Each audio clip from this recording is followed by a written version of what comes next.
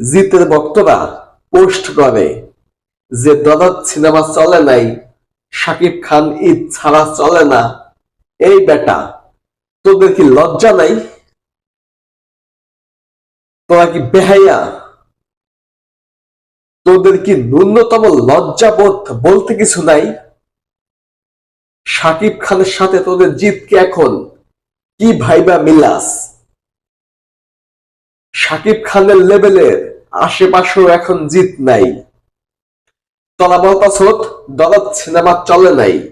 হায় রে বেটা, ঈদ ছাড়া শাকিব খান যে একটা ওপেনিং দিছে, এইটা তোদের জিতের স্বপ্ন। স্বপ্ন কখনো সত্যি হবে না। তোদের জিতের সিনেমাও আর জীবনের সুপারহিট হবে না। পিছে যা গেছে গা, গেছে গা। ভবিষ্যতে তোদের জিতের কোনো সিনেমা যেদিন সুপারহিট হবে সেদিন বলতে আসিস। আর দরদ সিনেমা কিন্তু ৩-৪ দিন হাউসফুল গেছে, এখন একটু দর্শকটা কইমা আসছে। কইমা আসাটাই স্বাভাবিক। দেশের এই পরিস্থিতিতে সিনেমা মুক্তি দিয়া ওপেনিং একটা দুর্দান্ত হাইপ উঠাইছে।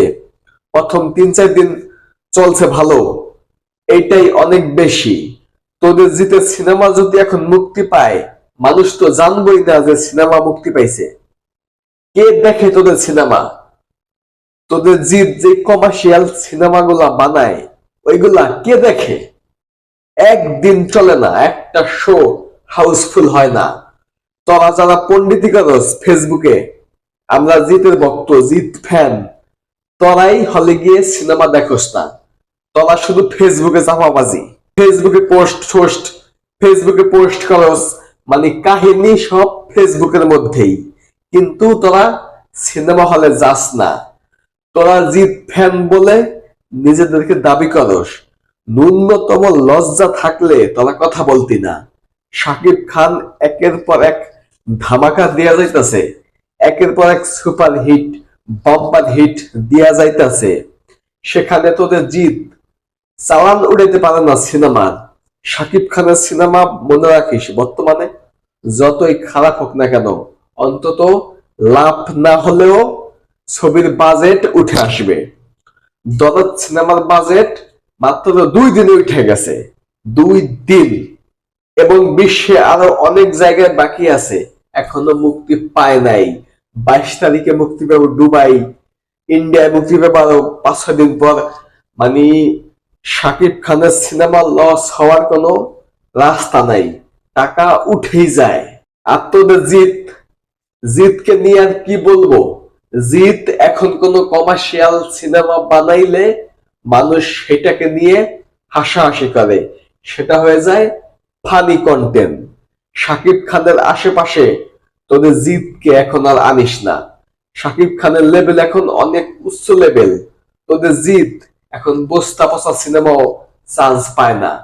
তোদের জিত যদি এখন এই অবস্থানে থাকতো, শাকিব খানের অবস্থানে, তাহলে তোরা শাহরুখ খানকে পাত্তা দিতি না, আমির খানকেও, সালমান খান, বিশ্বের সেরা নায়ক হয়ে যেত। তাহলে জিত যদি বর্তমান শাকিব খান যে অবস্থানে আছে, এই অবস্থানে তোদের জিত থাকতো।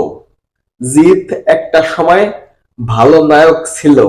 জিতের সর্বশেষ হিট সিনেমা হচ্ছে ওই বস 2, ওই 2015-16 সাল।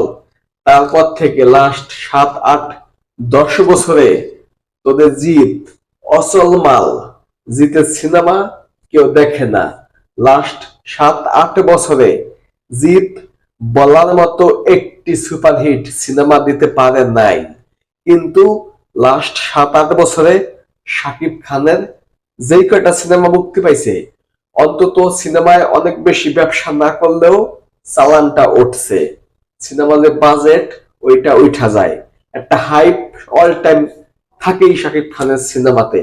তারপরে যদি গল্প ভালো না হয়, সিনেমা কাহিনী ভালো না হয়, ওইটা ৩-৪ দিন চলার পর আর চলে না। কিন্তু শাকিব খানের সিনেমার ওই টাকা উঠাই যাইব, যত টাকা বাজেট হোক। মুক্তির আগেই শাকিব খান প্রযোজকের টাকা ব্যাক করে। কিন্তু তোদের জিত এই অবস্থায় আছে এখন, তোদের জিতকে এখন কেউ নেয় না। কলকাতার প্রযোজক তারাই জিতকে নিয়ে সিনেমা বানায় না। কলকাতার যে ইএসকে মুভিজ, এসবিএফ, মানে কলকাতায় যত বড় বড় প্রযোজক প্রতিষ্ঠান আছে সবাই এখন শাকিব খানের পিছে লাইন ধরছে। তোদের জিত কোনো টাইম নেই জিতের। তাহলে তোরা কোন মুখে কথা বলিস, কিভাবে কথা বলস? লজ্জা থাকলে কথা বলতে পারতি না? শাকিব খান ঈদ ছাড়া বর্তমানে দেশের এই পরিস্থিতিতে যেইভাবে দরদ সিনেমাটাকে চালাইছে 3-4 দিন, এইভাবে পারলে চালাইয়া দেখা। আরে বেটা, দেশে যে অবস্থা, সিনেমা হলে তো দর্শক আসারই কথা না। দর্শক সিনেমা হলে আইসা সিনেমা দেখবো সেটাই তো কথা ছিল না। সেখানে শাকিব খান কি একটা ক্রেজ সৃষ্টি করছে, একবার ভাইবা দেখ। শাকিব খানের লেভেলে তোমাদের জিত আগে আসুক, তারপরে কথা বলতে আইসো। আপাতত চাপা পিড়েও না, ফেসবুকে পোস্ট বন্ধ করো। পোস্ট তো দাও, সব পোস্টে হাহা রিয়াক্ট আসে, তারপরেও তোমাদের লজ্জা নাই। তোমরা হচ্ছে নির্লজ্জ, বেহাইয়া, জিত ভক্ত। আর সাকিবিয়ানরা অল টাইম বেস্ট।